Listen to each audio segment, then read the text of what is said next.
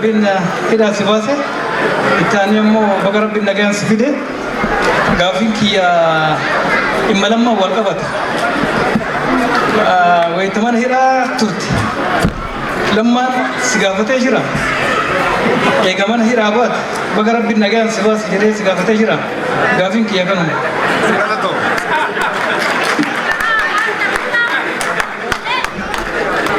Obbo Jawaar baga nagaadhaan Waaqayyoo harka diinaa keessa si baasee siin jedha. Gaaffiin kun tokkoffaan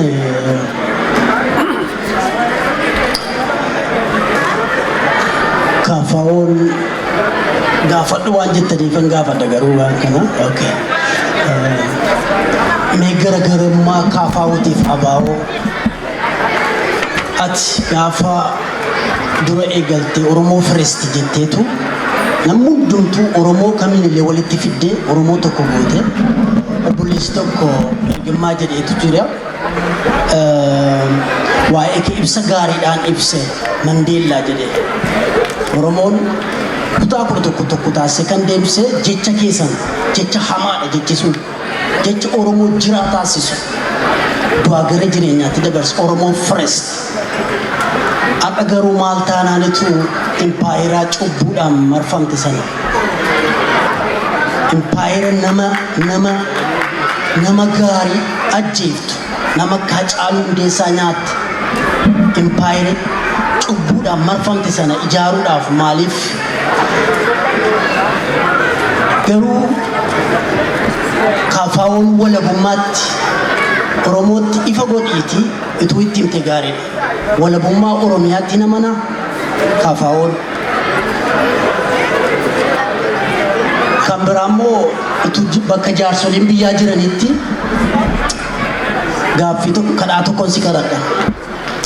Paaspoortii kee Ameerikaa sana deeffadhu siin jedhaan.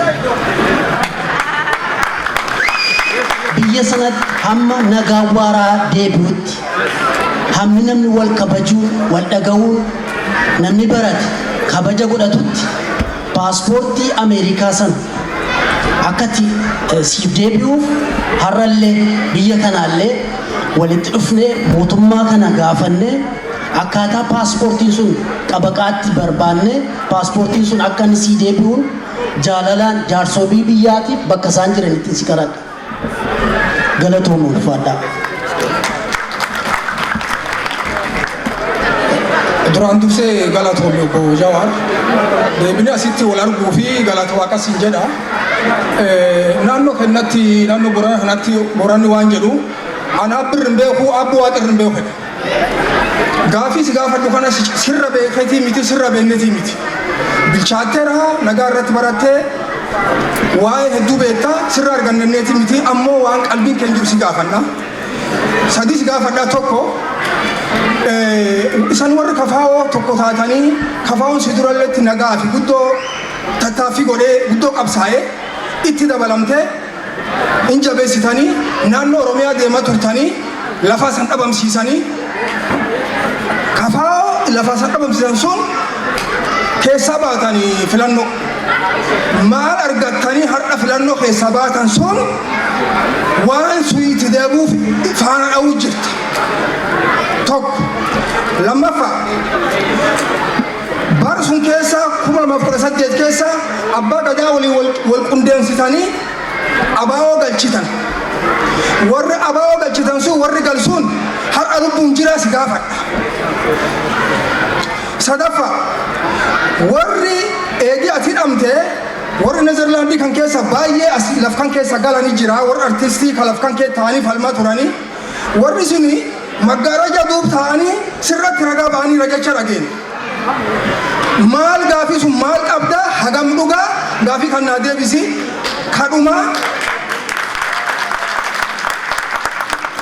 kadhuma ati baay'ee Itoophiyaa jaalatta Itoophiyaan jibbinuutti dhalanne garri biin dhufne warri immoo Madagaskaarii keessa baatan nuun jedhu suni har'allee hin jira. Itoophiyaan nutti uumee Itoophiyaan teennaa biddeen nyaachuun isaan barsiisee wayyaa uffachuun isaan barsiisee dubbiin sun har'allee hin jirti. Kanaafuu warra sun warri Itoophiyaa uume wajjin Oromoon akkamiin tokko ta'ee akkamiin labsuun dimokiraatummaa uumuu danda'a. Itoophiyaa jaalattu kana akka fedhii kiyyaatti olunutti faarsuu baattee gaariidha galatu.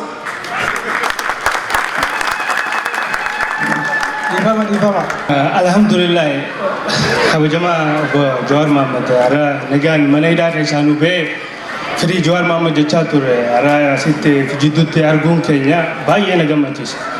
Namoota baay'ee isa guyyaa sana saba qabsoonii ala kanaaf firii Jawar Mohammed jechuudhaaf halkanii guyyaa hirriba dhabnee namni meeqatti hirriba kutee halkan hirriba kaasuuf.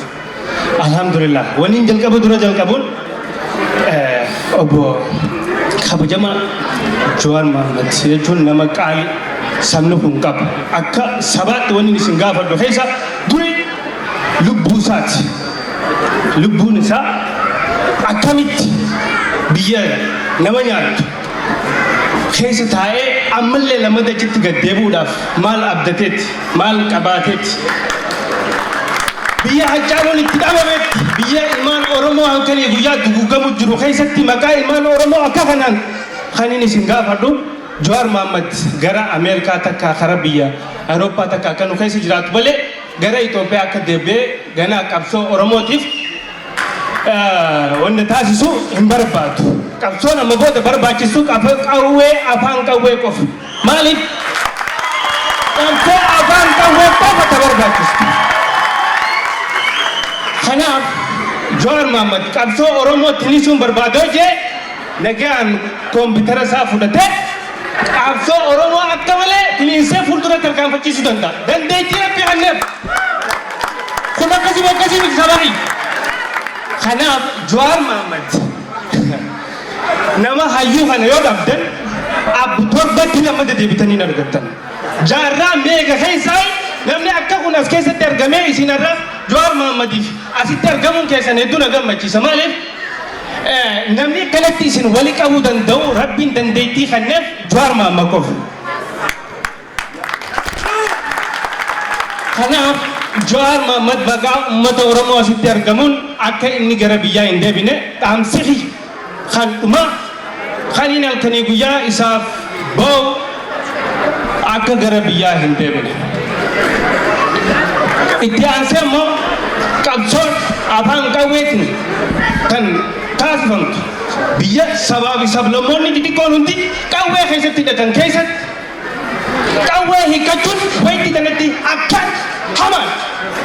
akkaan hamaadha qawwee hiikkatuun. Yoo danda'ame uummanni Oromoo daran qabsaa'ee karaa afaan qawwee cimsu yoo kan duwwee deebitan taate immoo dhumaatii saba keessanii bu'aan haga tokko lafarraa dhabamutti awwaallachaa jiraattan. Kun ifaa bilisaan isinitti afaan qawweetti malee bilisummaan teessan hin jirtu. Maaliif? Paartiin KFO fi ABO illee xiqqaatanii biyyattii keessa jiraachuu turan. Biyyattii san keessatti waggaa antiqeenya irraa kaasee KFO'n yaadigi wajjinis hojjechaa tuma turte kan nuti ana ayya guddooti jaafi ana akka rabbi mana ulaanu dhiitaa bule. Eenyu waan utar eenyu hameeqa isaanii jechuun karaa nagayaatiin odoo qawwee takka kan qabanne nagaya nama qawwee keessa kaatee jiru wajji teessee wajjin mormituuf haala akkamii maaliif yoo ati dubbii takka lama goote baafattee mataa si bobeessare. Hai Jawar Mohammed hidhamee kan hidhaa baafachuu dadhabneef qawwee dhabaaf hangi keenya hundi nu qabneef baafachuu dadhabne wanti baafachuu dadhabneef qawween qabnu hidhannoon qabnu silaa halkan takka hin bulu. Kanaaf wanni nu barbaachisaa hidhannoo yommuu kabajamaan Jawar Mohammed immoo akka itti karaa nagaa qabsootti amane kun immoo nadhibe yoo danda'e nuuf ibsu taate naafillee ni galata. Ani tattaantu immoo Jawar Mohammed gaafa qabsoo dura ija nu seenu keessatti 2013 akka lakkoofsa Awurooppaatti jalqaba Piroofeesar Mohammed Hassan gaafa waltajjiirra fidu gaafa kutaa shan immoo jaambaradha jechuun qaama diriirtuu xiqqootiin laalu ture. Jawar gaafas maal jechuu ture? Waan inni jechuu ture karaa lamaan taargeetii jara kana barbadeessuudhaaf taargeetii lama baafate. Waan jabduun ijoo keessaa furde keessa. Takkafaan humna jabduu wayyaanee ittiin cabsan humna waraanaa dibbee ijaarrachuu lammaffaa immoo gama siyaasaatiin shoora guddaa taphatu. Kanaan oggaa dhufu abadan Jawaar Mohaammed jara kana jechuun harka galfatee biyyeen nyaachisaa gaafa siin jala mureef. Immoo deebi'ee karaa qawwee san dagatee karaa dippiloomaasii afaan qawweetiin malee akkanumatti qabsoon ni gaggeeffamnaan annaaf dukkan. Kanaaf isinitti hin dheeressu kan itti aantu carraan isinii dabarsaa gaafiin xiyyeeffannoo immoo gaafa duraan beeknu aktiivistiidha. Jawaar Mohaammed amma immoo paartii Kafaawoo keessatti makamee dhaaba miseensa Kafaawooti. Gaafas akkas turte amma akkana turte ammoo maal sirraa eeyna qabsoo adda bilisummaa Oromootii fi Kafaawoo gidduutti shoora jechuun hin yaadamne jechuun manaamatti akka fuuldura tarkaanfachiisu jara lameen Kafaawoo fi Abaawoo walitti fidee humna jabdu afaan qawweetiin sodaatamtu walitti jaaree kan tarkaanfachiisu kan yaada jiraatu taate kan wajjin mari'atanis isaan gama keessaatiin waan beekaniif. Xiqqoo maqaan hundaa'oo galatooma ilmaan Oromoo asitti argamu keessaniifu ifimaa paarkaa olii dhaada. Hedduun isin jaalladha. Hanga bakka inni aarsaa kafale ni beekna. Isa qofa osoo hin taane kan qeerroon meeqaa namni gara qeerroo kuma 20 kuma 10 akkuma adda addaatti haasamaa kun hundumti gatii kanfalamee erga balbala keeroo afur gahamee booda waan hundumti dhiigni nama dhumatees aarsaa sun hundumti bilaash ta'ee hafee sunoo nu gubuusu jiru osoo sunumtu ibidda nuti qabsiisu ammas erga hidhaa bahe ammallee qabsoo gaggeessee oofee waanuma oppiiniyoo yookiin namoota warra aangoo irra jiru kan aangoo irra tursiisuu waan fakkaatu hojjetaa jira. Dubbiin kun akkamii daandiin baratama irra deemaa irra hin fakkaatu waan jedhu mana keessa yeroo adda addaa yoo dhageenya mee kanarratti maal jetta? Kanas gaafachuu barbaadu hundumtuu kaaseera garuu dhageecha miti namichi kun akka uummata kana hadheechi. Dhageessee miti uummata kanarraa hubachuu qaba. Kanaafuu waan biraatitti osoo hin taane anammaan jechuu barbaade ijoollee bosona jirtu daa'imman ganna waggaa 10 waggaa 15 namni tokko manatti nafa iddoo adda addaa bilbiltee quba qabaachuu dandeessa. Kanaafuu hariiroo akkamii achumatti dhumu ati amma karaa nagaatiin qabsoof isaan qawweenan qabu. Silaa uummata waliin qabdu aboonis uummata Oromoo qabu kaafoonis uummata Oromoo qabu akkamitti walitti fiddee maal isaanii dhaamtaa kanan jedhu barbaade ijoollee kanaa maal wayya. Ummanni kun isaan gargaaruu baannan biyya keessa hawaasni qixxaatee fi deeggarsa gochuu baannan ummanni kun anafe kun silaa namichi garaa jabaata Haacaaluudhaan ajjeese ijoolleen turi namni 100,000 kun alatti dhumaa'ee kan jedhu barbaade kanaafuu waa'ee isaanii kana maal irraa dubbattaa jechuu barbaade hin galatoomne. Tomi dhuftee si arguu kenna inni an qofa gaafii gaafadhu Lammaa Magarsaati. Yeroo jalqabaatiif Lammaa Magarsaa as ba'ee uummata Oromoo akka ajaa'ibaa soobe.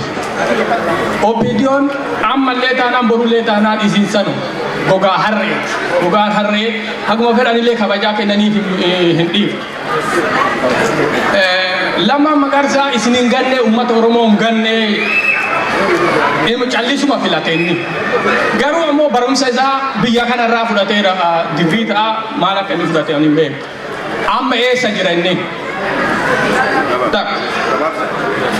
Inni lammeessoo ammoo waa'ee Itoophiyaa ufumaamuu diigamaa otoo nuu dhiifne isin hima diigama. Hinaaftu akkuma feene otoo ol fuunellee mataa kanarra baanne jiguuf deemaartisi. Hin dandeettan.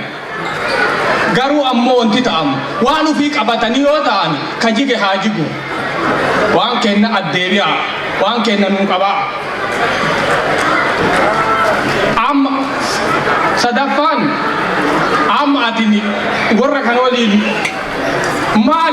maaltu hafe waliin amma haasoftee waa fiduuf deemu dura yeroo jalqabaa fuutee harka qabattee silaa nama kabajaa sii ta'u. Kabajaan ol fuudhanii si qabatanii ta'a.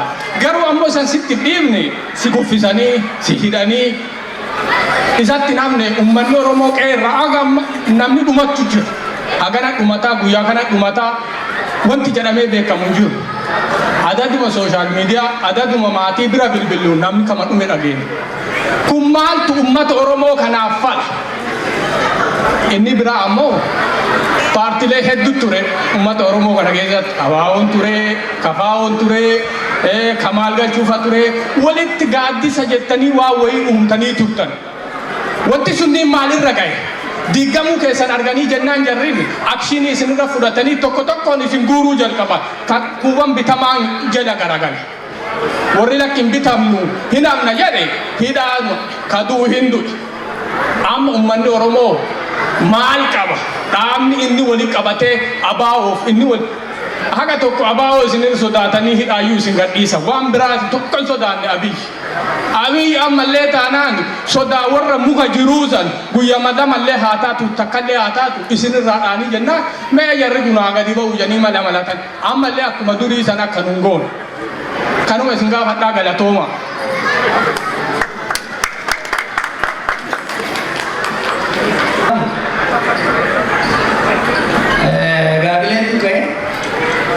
Gaafileen mana hidhattis, mana kiyyattis, dirree xayyaarattis asittis nagaa maddatu bari balammaa.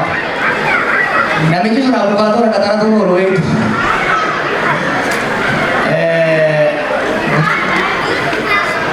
Ani galata nama balleessuun hin barbaadu. Lammaan uummata Oromootiif nama galataati abbaan fedhe haa jaalatu haa jibbu.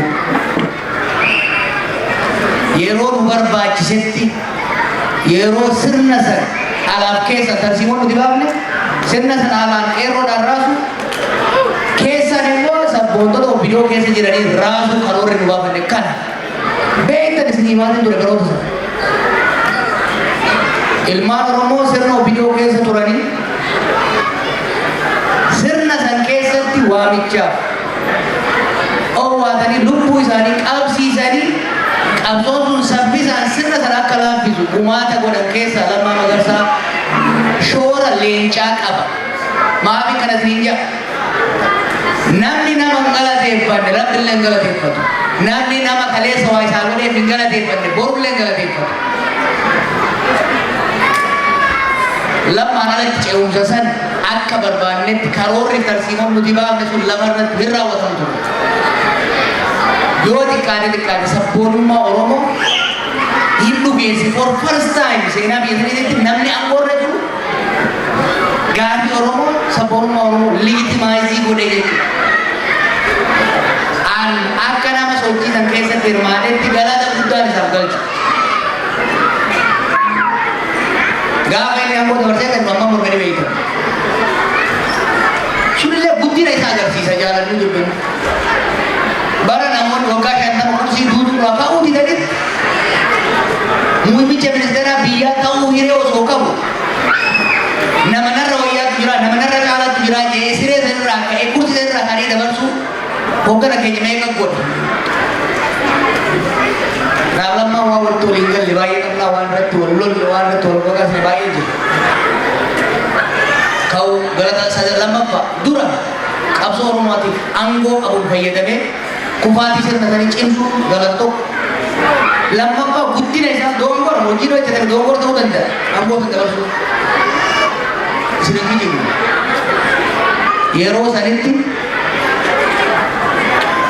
amna waggaa 50 saba kana carraa guddaa uummanni kun manni biyya sanii qabu baadhachuun nuutuu sodaa qabna turre.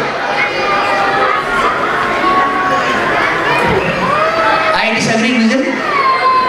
Inni murteesse the rest is history. Sadaffaa yeroo dubbii kararraa mayitetti dhiibbaa hiriyoota isaa waahillansaa jaarmaya isaa didee yoo xiqqaate dhumaatii saba keenya biyya keenya irratti dhuguu keessa harka hin galfatu jee harka keessaa baafachuun guddina.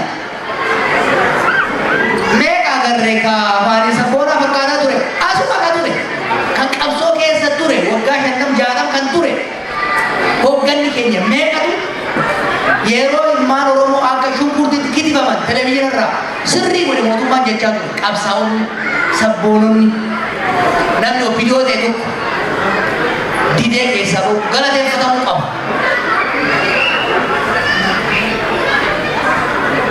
Ummata bira dhaabatanii qabsaa'uu dhaban yakka ummata irratti hojjetamu keessa harka hin galfatu jedhanii ejjennoo fudhachuun waan guddaa. Maa xurataa baateettaniini? Maa ummata keenyatti dhufeetti hirmaan jettaniini? An akka kiyyatti galata qaba. Dhiisee jira bakka jirutti nagaa fi kabajaan haa jiraatu biyya. Kana jechuun biyya namni buufate yoo jiraate mala isaati. Ka Oromoo faras jettee samboota Itoophiyaa jette. Hangaafan Oromoo faras jedheessi Oromummaa akkamitti Oromoo fi jettaa jennaan ani Oromoo. Oromoo ta'ee dhaladhee eenyummaan yeenyuun kurfamee Oromummaa biyyattiin qaanfadhu. Inumaatu wanni Oromummaan biyya gaabii keessa galteef wanni sabni biyya laaffatee fi saba biyya ijaaree yoo xiqqaate miidiyaa isaa cimsee tuffiin uummata keenya irra Oromoon dagatinaa bakka irraa kaa'e. Tuffiin saba keenya irra cabuu qaba jennee xiiqiidhaan si wajjin kaanee OMN ijaarre. OMN fayyadamnee qeerroo keenya fayyadamnee waan hojjannu hojjanne. Gaafasis taanaan garuu Oromoodhaaf kan fayyadu sirna federaalawaa dimokiraatawaa kan saboonni biyya sanii wal qixxummaan wal kabajanii naannoo ofii irratti of bulchanii sadarkaa biyyatti aangoo qabeenya qooddatanii jiraatan bakka Oromummaan itti dhiibamte eenyummaan biraa sirratti turamtu osoo hin ta'in ilmi namaa eenyummaa rabbi isaa kenne kan uumamu hunda isaatiin kabajamee jiraatu. Jaarrachuu qabna jedhee amanaa ture takka isin kijibee beeku abbaan ati nu kijittee jedhu gadaa bahu. I always believe mirgi uummata Oromoo haqi uummata Oromoo kan saboota hunda sirna dimokiraatawaa ta'e sirna federaalawaa ta'e keessatti yoo deebi'ee fayyada. Sirni abbaa irrees sirni olaantummaa birootis hin fayyadu jedhee qabsaa'e. Sini amantaa fi warri sanii ala amanan jiran fakkeenyaaf warri sirna yuunitarii uumuu barbaadan jiran maa sanitti amantanii sibbatuu qabda jedhee nama bara humnaanis itti fe'aa gaafa jeegamu duran dhaabata. Yaada san amansiisee uummata godhachiisee sirna federaalizimii diigee sirna yuunitarii ijaare yoo jedhe yaadaan amansiisuu yoo deeme rakkoon jiru. Humnaanin deema kan jedhu san garuu nama mormaa jechuudha. Qabsoon nuti godhaa ture. KFO'nis isin hin kijibne hin kijibnus qoranneeti lammuma kaanee dhaadannoo qabannee baane. Professor Marara jira. Professor of Political Science, one of the best.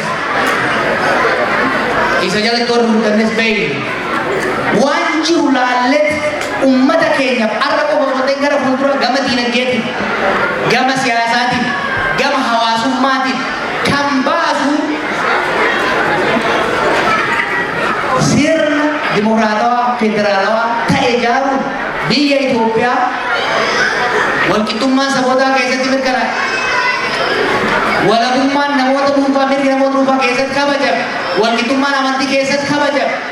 Kan mootummaan boortaan osoo hin taane filannoon aangoorra ba'ee ijaaruun waa hundarra nu fayyada jennee amannee ciccinee itti deemaa jirra. Yaada kana humnaan abbaa fedhetti hin feene. Yaada lakkii sabaaf sablammoonni kun adda babaanii biyya mataa isaanii jaallatanii deemuu qaban jedhu har'a na eegalle. Waggaa 50 dura eegalle. Yaada san humnaan hukkaamsina warra jiru duras hin dhaabatu. Yaadni sunis mirga saboo isaa amansiisee deemnaan gara itti deemuu hin danda'a. Garuu akka nu amannutti akka KFO'n amanutti akka Jawaar Mohaammed amanutti akka Baqqalaa Garbaa amanutti Mararaa Guddinaa hoggansi keenya gubbaa hamma jalaa jirutti qorannee itti yaadnee bilcheessanii amannutti Oromoo kan fayyadu sirna federaalawaa dimokiraatawaa ta'edha. Konsikwensii keessa deemuu barbaadu. Akka amantiitti ni ta'uu danda'a beekaa. Irra deddeebinee itti yaadneera. Kitaaba dubbifneera. Saba keenya dubbifneera. Sabaaf sablammoota sana dubbifneera. garamitti akka deemu waan hubannuuf kana qabannee akka deemu. Ela yaada irraa hin kursiisu yaada keenya garuu irraa hin socho'u. Gara qabsoo nagayaa nuti jennee ugayettani. Taankiidha moo marbiidhani ta'a Oromoo akkasii miti. Galata qeerroon dagatina. Don't please. Qabsoo yeroo dheeraa lafarraa kibate. Qeerroon lafarraa kaasee taankiin harka Oromoo osoo jiru. Humna kamiinuu caalamnee osoo jiru dippiloomaasiin guutuun harka isaanii. Amma eegan ba'e embaasiin Itoophiyaa keessa jiru kanan dubbisin jiru. Ministeerri biyya sana kanan dubbisee deeme. Do you know? Baroota san keessatti desk officer dubbisuu hin dandeenyu ture. Desk officer. Maqaa Oromootiin desk officer dubbisuun namatti ulfaata ture. We were absolutely dominated. Go back 2009, 2008, 2007. Diplomatically nu caalan turan, militarily nu caalan turan, politically jaarma ajaa'ibaa qaban turan, economically gubbaa hamma gadi qaban. Lamni biyya isaanii humnaanis, bitanis, dhiitanis, faranjiin sobanis, bitanis harka qaban turan. Waan qabaniin qabaa gabayaa bayan jennee ummanni keenya immoo maaliin jala caalaa jiru. Baay'inaan ni caala. Teessuma namaatiin ni caala. Strategic advantage kana gara humnaatti jijjiirreeti qabsoo nagayaatiin qawwee ni miti. Akkuma muree bobboleessi kee jedhe filannoo lama qabna jennee kaana. Jara kana qubbisuuf yookiin humna waraanaa cima kan isaanii jaaru yookiin sochii ummata humna waraanaa isaanii fashaleessu jaaruu qabaa jenneeti. We studied this. Haala qabatamaa yeroo san keessa tureen humna waraanaa jara saniin gitu qubbisu jaaruu akka hin dandeenye waan hubanneef waan dandeenyu callinnee araaraan oollu waan dandeenyu beekumsa qabnu kaanetti dargaggeessuma qubeen qaramee ba'e kana sochiidhaan gurmeessinee tarsiimoodhaan masaknee tokkummaa isaa cimsine sirna waggaa 50 nu nyaachuudhaaf diriirfatee ture san waggaa 5 gaditti jilbiiffachiifne. So don't say that my didn't work. It worked for you. Sochi addunyaa ajaa'ibsiisee gaggeeffame bar maal dagattu Oromoo? Maaliif dagattu? Galata isin irraa qabdu bar ijoollee wareegamte jiru. Nu dhiisaa warra jiru maal jiru? Nama sirni sun itti fufuu qabaa jedhee yaaduu jiraatu dabee yaaduu. Har'a hoo reefu itti beera. Ana waa'ee mootummaa kubbaatii maal layyaachisu. Tokkoffaan fudhatee akka qabu. Lammaffaa maal isin jeeqatattu gaafa sirni wayyaanee godhatu. Bakka haadaan Oromoo irraa bu'etti odaa Oromootu bahuu qaba. Jedhee waan jedhe. You know, I tried. Odaan Oromoo haa biqilu jedhe. Odaa Oromoo dhabnaani qilxuma Oromoo illee taatu achi keenya jira. Wanni dura maali?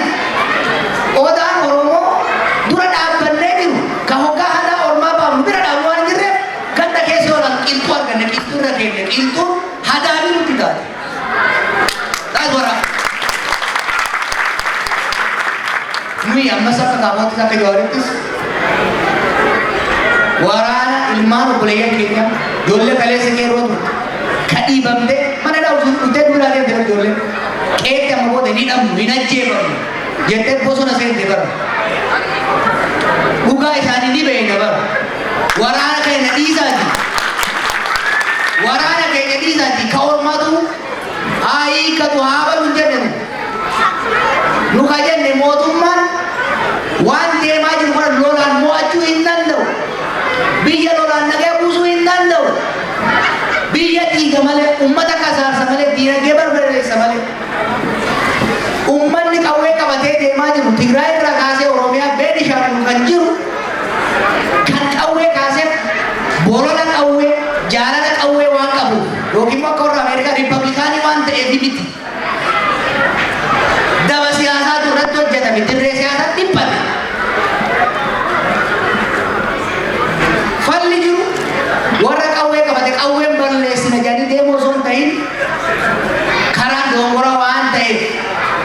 mootummaan rakkoo biyyattii lolaan osoo hin ta'in nagaaniin fura jedhu murannoo fudhatu qaba. Kana booda warra isaan lolaa jiran wajjin mariidhaan furatu qaba jedhu.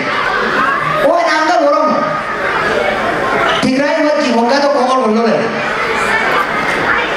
Inni illee barbadeessuudhaan hin dandeenye. Isaan illee barbadeessuudhaan hin dandeenye.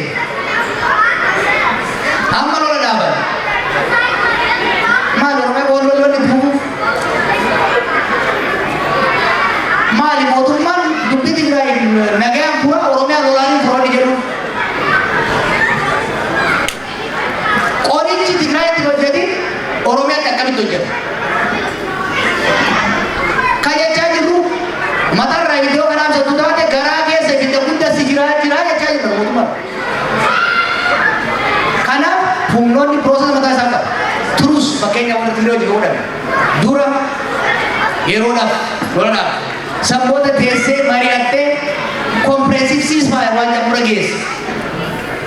Samboota rakkoolee siyaasaa lolatti nama geessisan takka takkaan sharaftee ilaala. Sancaalaa immoo wayaa teessa sin gidimne. Waraana qabaachuu qabnaa jechuudha. Yes. Waraana wal waraanuu miti garuu. Ufin sobina. Oromiyaa keessatti kan wal fixaa jiru Oromoo. Bitaa goree mirga goree. Paartiyaan deeggaru jaaladhu yookiin immoo namaan deeggaru hoogganamuu baate. Isa tragedy wanti Oromiyaa keessatti maal ta'aa jiru. Fantasii fakkeessidha. Don't romanticize what's happening in Oromiyaa. Keessaan dhufe keessan jiraadha. Waan gindabaree ta'aa jiru. Waan Wallagga keessatti ta'aa jiru. Waan Gujii keessatti ta'aa jiru. Daily mana kiyyoora dhuftanii beektan biyya dhuftanii. Guyyarraa namni we have never been exposed to this level of tragedy. Haalli kun itti deemuun social fabric Itoophiyaa osoo ta'e ka Oromollee miti. Na jibba malee. Lolli namni keenya walirra godhaa jiru kun rakkoo guddaa nutti uumu. Mootummaan tunis badhaadhina jettusan hin argattu. Ufiifis biyya salphifteetti salphisaa deemti. Dirqamni guddaan amma lafa jiru dargaggoota cinqamanii dhiibamanii bosona seenan osoo hin ta'in mootummaa isaan dhiibee bosonatti isaan galchina. Mootummaa kanaan taa'ii kalee osoo sitti waan ditte amma immoo biyya diite dararuun barbadeessini lola dhaabi jechuun maaliif abaarsa fide? Abaarsi fedhe yoo kan hutaate nuyi kanatti amanna. Kanaan wal qabatee 2019 kan jettan naaf bakkala waliin kasaba waan jettan irratti waraana hiikkachiiftanii maal dhugaa qabnaa waan gooneef qabna minisota irra na eeggadha wal cina teenyee dhugaa keenya isinitti himi. Gaafa nu hidhaa turre bakka nu hidhaa jirrutti ololli baay'ee gaggeeffamee dhugaa ta'e ragaa qabatamaa wajjin minisota irratti waan 2019 ta'e eenyu maal akka dalage ragaa qabatamaa wajjin isiniif dhiyeessine kopha kiyyan godhu warri waliin himatamu isa waan ta'eef isiniif hin dhiyeesse.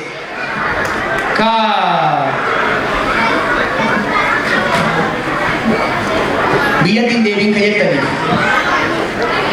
sii kajettanii lamma lubbuun Oromoo tuni lubbuun tiyyatuun maaliif Oromoo caala Oromoo tiyya ka guyyaa guyyaa kitifamtu beelaan dhumtu hidhaa keessa rakkattu ganaa biyya kanatti taa'eetu isaaniif lallaba no I will not do it ati dala yoo barbaadu I will not do it. Ani gaaman Ameerikaa irraa ka'ee biyyatti galuu murteessa. Amma booda rakkoof bal'oo Oromoo wajjin fudhadha malee. Gaafa toltuu wajjin ragade gaafa hamtuu isa dhiisee booleen hin bahuu jedheen mataa kiyyaaf rabbitti kakadheetiin gale. Har'as taanaan waanuma fedhe gala malee. Inumaa arranitti amana. Eegar rakkoo argee booda har'a Rabbi jedhama. Har'a uummata shawaa lixaa kana uummata Wallagga keessaa kana uummata Gujii keessaa kana kan duriyyeen gamaa gamanaa itti taphattu kana dhiisee dhiyeessee as gabaa. I will not do it. kiyya naan ayyamu. Wanni jettan naga. Lubbuu xiyya mararfachuurra. Yoo ture nu gargaara jechuurra. Dhugaa qabdan dhuga jettan sanis. You have a problem.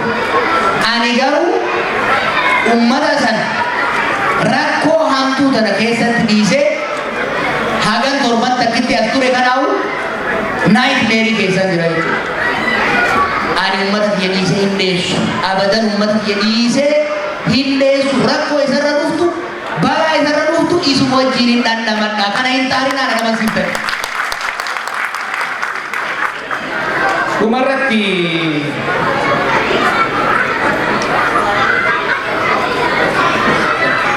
ila borullee iftaanillee Stockholm Sweden akkasumas Norway irraa Ameerikaa kutaalee gara Gideon wayii keessatti nu argaman. Gaanii baay'ee akka abdannan beekaa naaf ulfadha. Hiriyoota keessanitti argaa. Ani kan isinitti dhufe. I want us to have honest discussion like this. Oromoon ila roorro amma duraa jalaa keessa hin baafne. Shiraanii miti. Kijibaanii miti. Akkanumatti wajjin gatteenyee waliin mari'annee wal waqarree wal cabsinee wal oofnee akkasumas bakka san geenye. Ammas uummanni Oromoo uummata dhugaa qaba. Dhugaa isaa dhugaatti walitti himetti bakka tokko gara. Kanaaf biraan beeku. Kakiyya waan natti mul'atu garatti osoo namni fannan isitti. Waan isin mul'atu akkuma ammaa kanatti osoo garatti namni fannan natti hima. Aanam namaa mii kabarallee hin dhagan.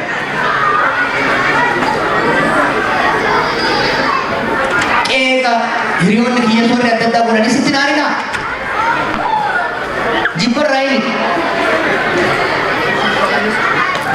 Wanti waggoota lamaan dabre kana sabni keessa dabre it is so traumatizing. Waan nama marachu. Jaallan aaranii qeeqas lolas gaggeessan jibbanarraa qaban yookiin immoo gantummaarraa miti. Jiilarraa ka'uudhaan naasuurraa ka'uudhaan ilaalchi jechi irra isaan darbatan illee akka dongoruu taate itti aaruu miti. Gumaata isaan kaleessa godhan san kabajuu barbaachisa. Don't defend me yaa. Hin beektan. Gamaa gamanaa Oromoo keessas wayyaanee biraayis sirna kana biraayis kaan biraa osoo nutti tiitan tu akkuma gaalatti akkuma farda gamaa gamanaa fuuldura jirutti deemee bakka geenya. Ammas taanan ana difeenni gochuu jecha nama waliin lolina waliin madeessina waliin qoodina abbaan fedhe arrabaan dhukkeen irraa haa qaabu ka qaamannatti dhufu sekiriitiin irraa dhoorgite. Sini galeeni. Anu beragam umur lama di sport kerja. Wan ada sedang kita tu social media tidak bicara. Isa beda ke pada anak kau kami. Ani adan kamu des. Wari ada kita boleh lagi ini tongkor aja tu habis pun. Is a marketplace of ideas. Sirna jitu sana kita. Sirna kami kamalas kamangis sekali selas kadinne. Nu akan kabe ubi mandu tiasa ture. Sirna sendiri meninggal. We are a democratic society. We are plural society. And we are proud of it. Democratic, plural, diverse society jauh berpan. Tapi dah wahai sabab mota.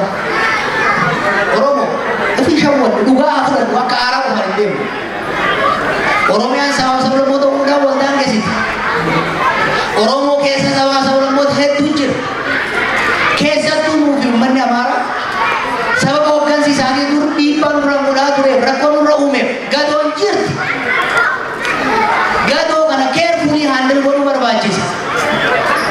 Akka ar namod murad insan ke sadu patanin arre. Imitarrat bezela dabala woder ne. And isnittine maisare tille kamani maje. Organ se हमारा Oromo extremely careful था वो बेरो मारे.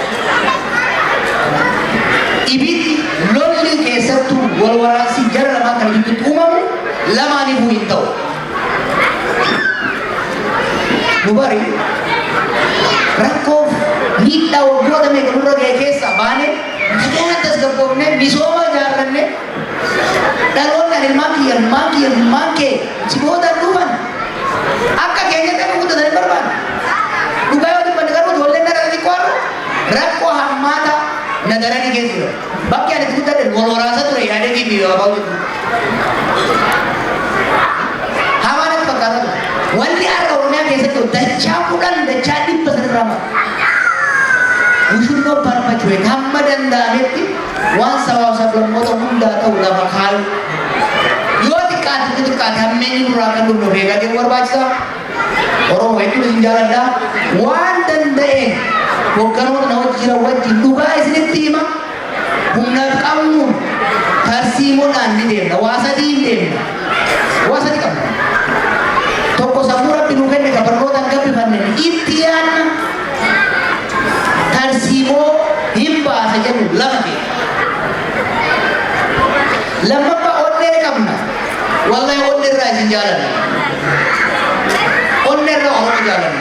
Osoo jaalachuu baanne wanni cinqii kana keessa nu galchu hin jiru. Nu caalaa immoo akka nu jaalattan immoo hin beekne ba'aa guddaa nuti ta'a.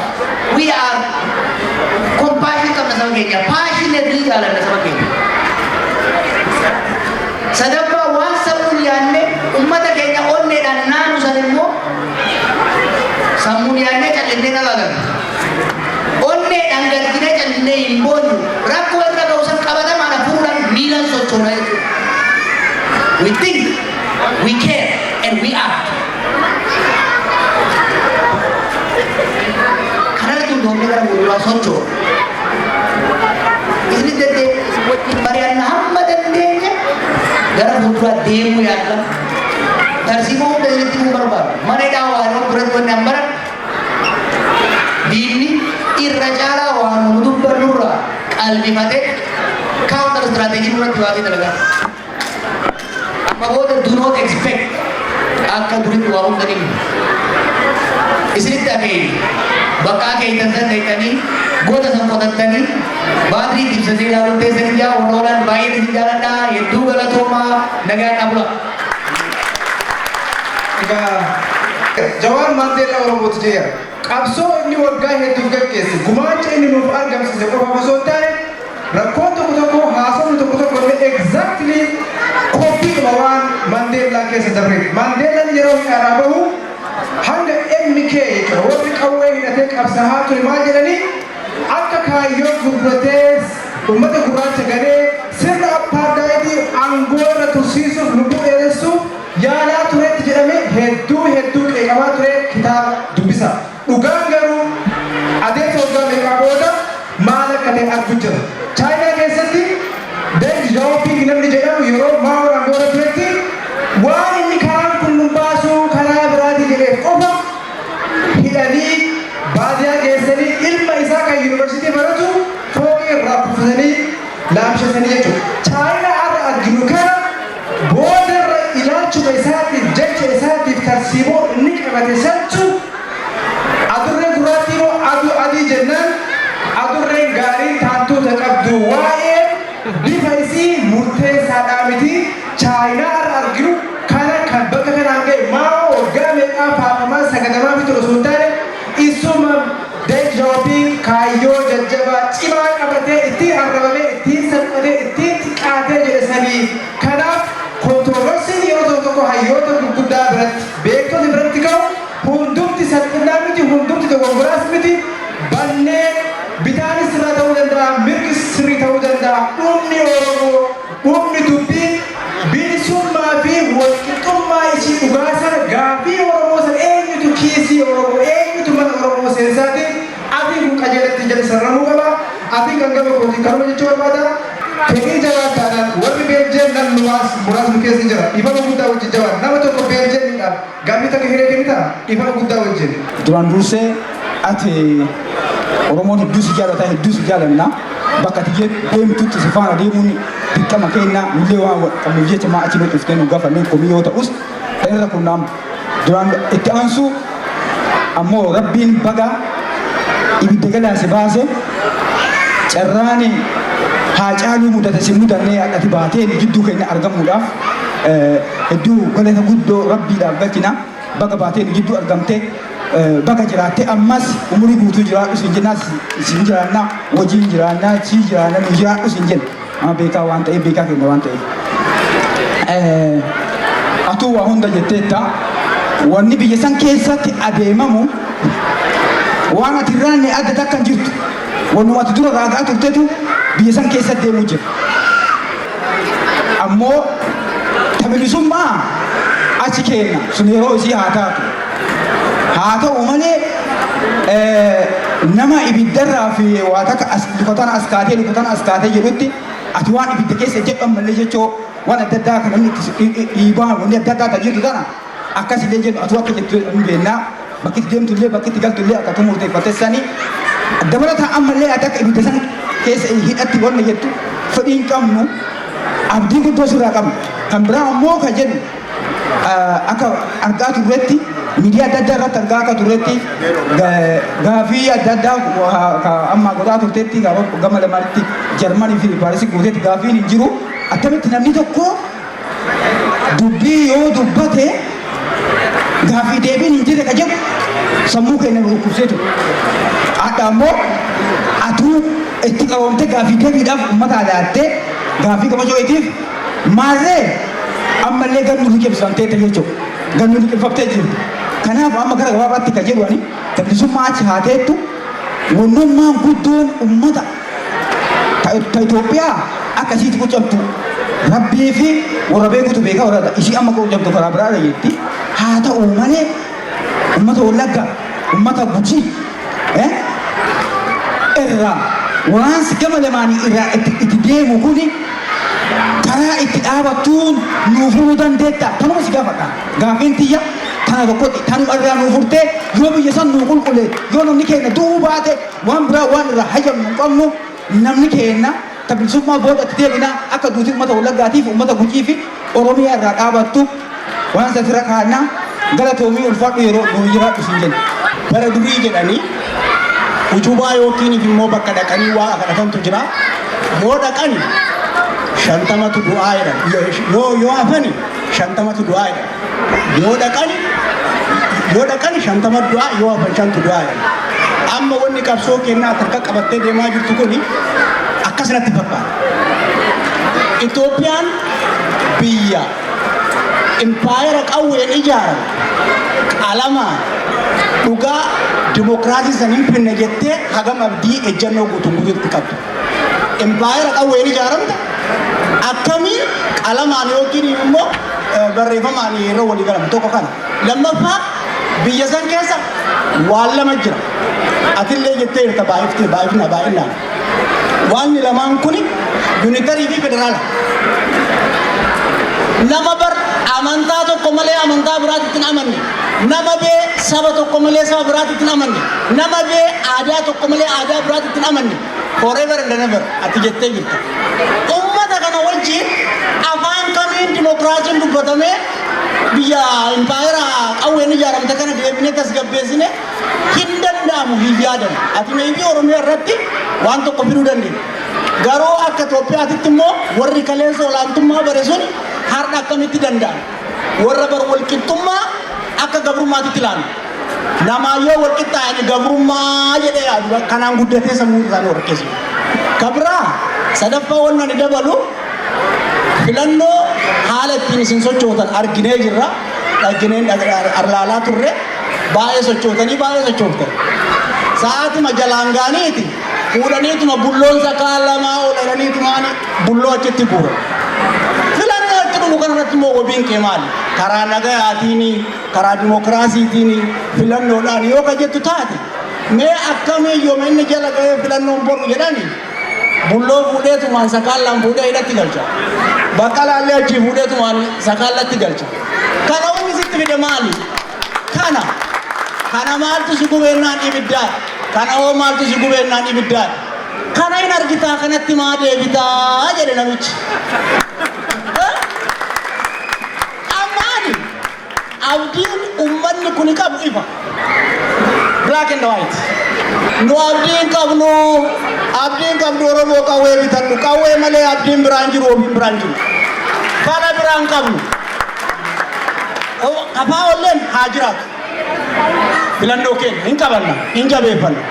Garuu Oromoo kafaa filannoon maaliin Oromoo irra jirtu qawwee yoo qabaatte bitatu qawwee yoo bitatin jiruu hin qabdu. Biyyi waliin jiraatuuf deemu biyya namummatti hin amanne, biyya amantatti hin amanne, biyya daayivarsiitii waan jedhamutti hin amanne. Kaleessa achi ilaali Gondar keessatti. Manuma amantaa obboleessa isaa gadi bahee ibiddatti qabsiisee gubaa jira jechuudha. Nama cuubeen akkasitti diddirusan jechuudha. Kana wajjin biyya taana never ever. Yaadni kan kenni fudhanna, si kabajna, si jaalanna, waan si waliin haa jiraatu. Oromoon immoo tokkummaa keenya san akka gaafa 2018 sanitti haa deebisnu. Jawaariin fuunee gara nutti qajeelfatu. Marroollee fuunee gara barbaanne qajeelfatu. Lachuu keenya ija keenya lamaanii jabeeffatuu qabna. Garuu qawwee bitatuun dirqamaa jechuudha. Duratti waan hin jedhamee jira. Kana malee falli biraan jiru. Biyya qawween ijaaramte qawwee qofaan galma ga'amuu danda'a. Kun soba. Atillee odoo bakka biyyi san harka teettee dhibbaan dhibba sitti amanoon harka duubatti micciiraniituma gamaa gamanaan si jedhan karaa inni dhadhasamne si galchaa jechuudha. Mararaan dubbatee jira. Namni masaraan Minilik seene yookaan Oromoo balleessaa yookaan ofii badaa jedhee jira. Fixadheera qabatama. Haalli amma jiru kun dhaabbachuu qabu. Wannan jiru. Mootummaan rakkoo biyya sanii wal waraansaniin deema jee fureen deema jee wajjin sun dhaabbachuu qabaa kan dhaabadha. Lammaffaa jijjiiramoota biyya keessatti dhufan keerfulii ilaaluun Hayila Sillaasee irraa kaafne Darguu Mallasaa ammas laallee wanta nature of the regime yoo sirriitti beekin amala adeemsa mootummaa waan jiru sirriitti yoo hubatin tartiiba baasuun nama dhibaa. Yoo akka keenyatti hubannaa gaarii qabna jennee taphanna. Wannan isinitti himu mootummaa sanii biyya san dura alaa hin gallaalaa ture asii. Amma immoo keessa seenee keessattuu immoo macaroo isii keessa mana hidhaa taa'ee ilaalee jira. I think I have a good idea.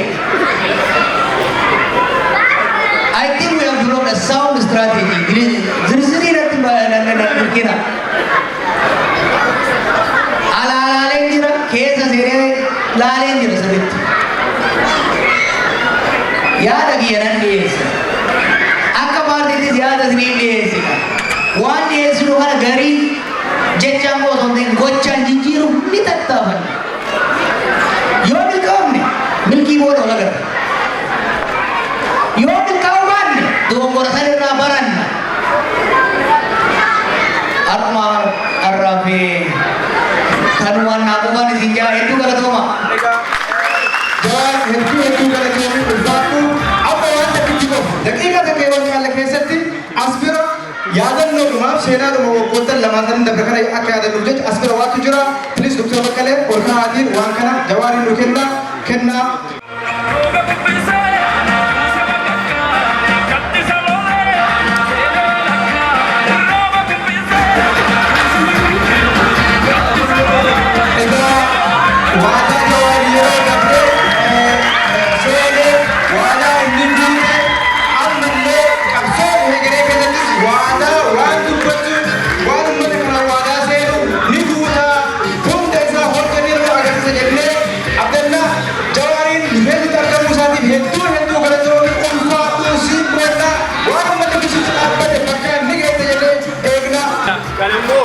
Okay, Dr. Baqqaleenis kennaa wayii qabanyoo daqiiqa takka dhiifaa wajjin.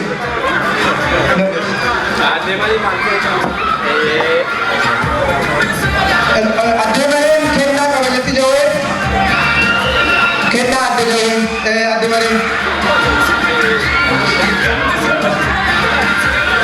Okay. Jawwee waan si bakki ta'e. Ayya jawwee waan roobaa fi qabbanaa fi rakkoo biyya keenya isa mudatu maltu hundarraa waan sababa addee baay'ee Dr. Baqqalee kennanii nu hedduu galateeffuuf akka jenna. Gareen addee abdii boruus jawaariin yeroo kuma tokko laataniiru isaanis hedduu galateeffuuf ulfaata jenna. Assalamu alaikum warahmatullahi wabarakatuh. Akkam nagaa qabdanii daawwattoota keenya har'a gammachuu Jowaar Mohaammed asitti argamnee hedduu gammannee jirra. iyyaanis arguudhaaf waggaa dheeraadhaaf TV keessatti isa ilaalaa turre har'a qaamaan arguu keenya hedduu gammannee akkasuma gaafii takka takkas gaafannee turre nuufis deebisee jira garuu gaafii sun gahaa miti akka abdiidhaan gaafii san nuutee nu deebisus abdii qabna galatooma. An maqaan kiyyees Najiib Ahmadin jedhama. Kanin irraa dhufee godina Harargee lixaa naannoo Arraddaa Caffee irraan dhufee kanin jiraadhu amma Niizerlaandii har'a qophii jaalloo keenya jaalatamaa kan Oromoo qabu Niizerlaandii keessatti simannee jaalalaan gammachuudhaan har'a gaggeessinee hedduu nu gammachiise hedduu nutilleen gammachiifne akka kiyyatti na fakkaata. In Jawar Mohammed hedduu jaalannaa duraan TV irra ilaalaa turre hedduu rakkataa turree fi hedduu cinqamaa turree fi har'a immoo iyyaan moggaa geenyetti fuula dura taa'ee wajjin haasee wajjin qoflee in haasawa isaa mi'aayaa kalaphee nama jiisusan iyyatiyyaan argee har'a akkasittiin hedduu itti gammadee gammachuu keessa waan hin godhuuf dhabe akkasi galateeffadhee ture. Haasawa isaa waltajjii garaagaraa irratti inni haasa'ee fi dhaamsa inni yookiin immoo waan inni uummata Oromootitti dhaamsa inni dabarfachuu barbaade kana ati akkamitti ilaalta? An akkan itti ilaalutti dhaamsi inni dabarfatu barbaade wanni inni irra jiru kunillee osoo sirrii miti hin ta'in an akka mataa kiyyatti sirriidhaan jaa namoonni akka inni yaade namaatiif namni akka an itti yaadu fi akka namni itti yaadu adda adda waan ta'eef amma akka mataa kiyyatti namoonni Itoophiyaa san keessa jiraate akka yaada gaafatanii fi akka yaadni deebi'utti adda addaan jaa namoonni biyya san keessatti namni namaaf tuqa malee dubbii daha gadin kaa'u maaliif jireenya fedha inninis beekadhu Itoophiyaa paaspoortii Ameerikaa hin fedhu wanni jiru Itoophiyaan jiraadhaa wanni jiru ammoo nin du'aadhaaf miti Oromoo tanaafin jiraadhee Oromoo tana bilisoomsaa jedhe mataa kiyya bichaan bilisoomsaa miti duraanuu bilisoomee jiranni Oromoodha bilisoomsuudhaa fi akkasii nagaatti Oromootiyya isiniin jaaladhaa.